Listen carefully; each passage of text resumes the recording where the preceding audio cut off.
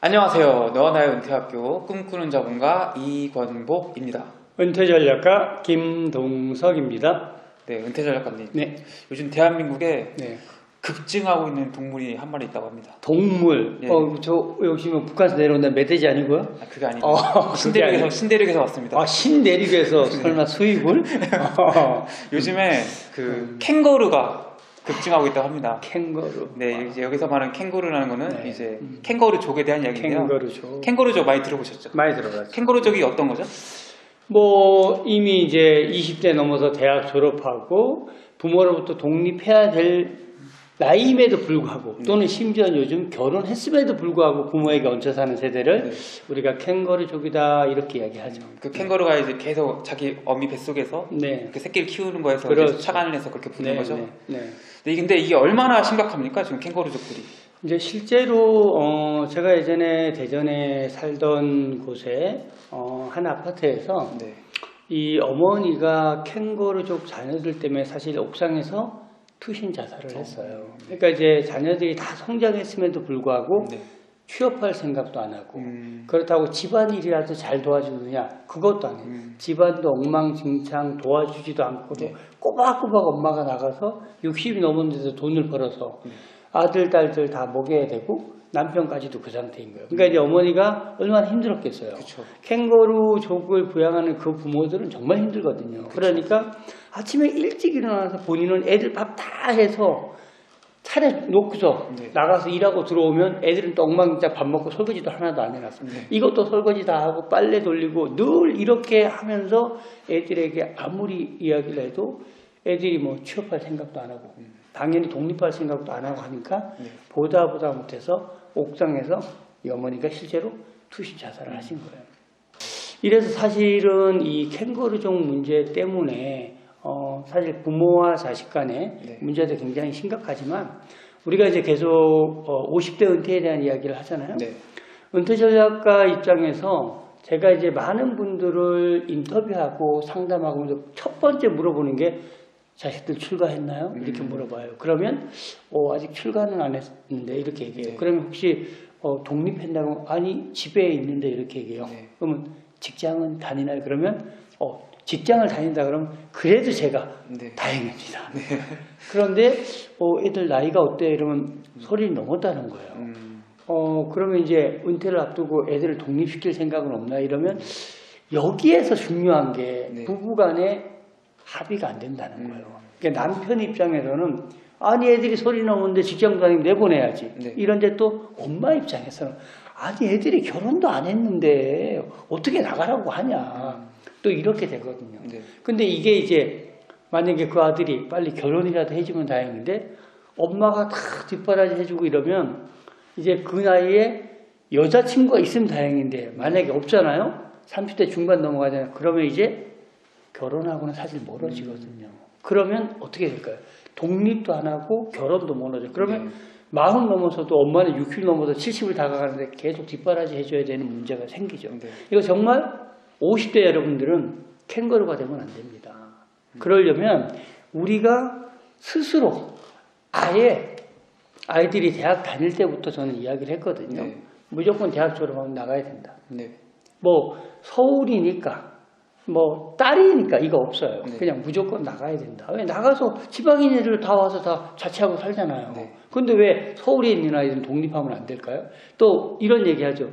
아니 엄마 아빠 그래도 집에 있으면 내가 월세를 안 내는데 나 나가 살면 한 달에 뭐 35만 이렇게 월세를 내야 되는데 절약하면 됩니다.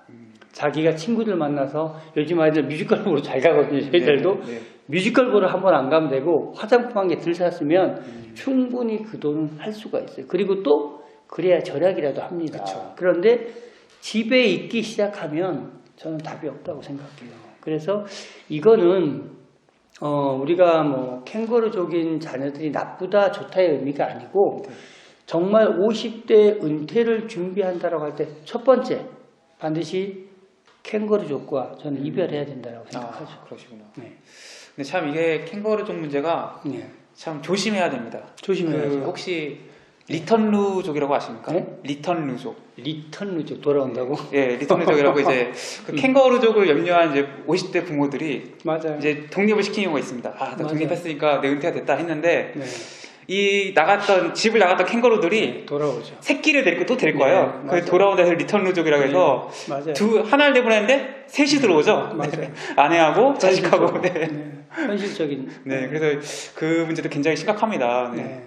그래서 이제 사실 그런 건 저는 개인적으로 그렇게 생각해요. 네. 지금 이제 이 영상을 뭐 50대 분들이 주로 보지만 30대나 40대도 요즘 조기 은퇴를 꿈꾸는 사람들이 그쵸. 많잖아요. 네. 가장 중요한 게 자녀들이 스스로 캥거루족이 안 되게끔 교육하는 게 저는 중요하다고 생각해요. 그게 최소한 네. 대학에 들어갈 때부터 아이들에게 이야기를 해야 된다고 생각해요. 그리고 엄마와 아빠가 너에게 해줄 수 있는 건 딱 대학 졸업할 때까지다. 그럼 대학을 졸업하고 나면 최소한 아르바이트만 해도 너 먹고 살 수 있어. 최저시급 180에서 200은 받거든요. 요즘 이미 이제 최저시급이 결정됐잖아요.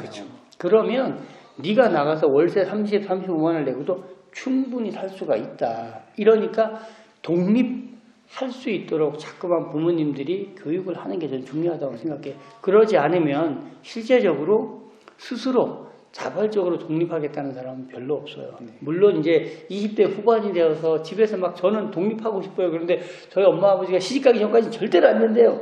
이러는 사람도 있긴 한데 저는 단연코 은퇴를 제대로 준비하고 싶다라고 하면 캥거루족을 내보내야 된다. 이런 말씀 드리고 싶죠. 네, 참 그 캥거루 문제가 정말 우리나라 50대들의 은퇴 네. 문제 가장 큰 문제인 것 같습니다. 가장 큰 사실 문제. 본인들의 먹고 살 거는 다 해결이 된 경우가 많은데 자녀들에게 뭐 도와주느라 네. 혹은 비용을 쓰느라 네. 같이 사느라고 이제 네. 그런 캥거루족 문제가 앞으로 점점 많아질 거고 점점 더, 많아질 저 심각해질 것으로 보입니다. 네. 그래서 미리미리 네. 준비를 하셔야겠죠?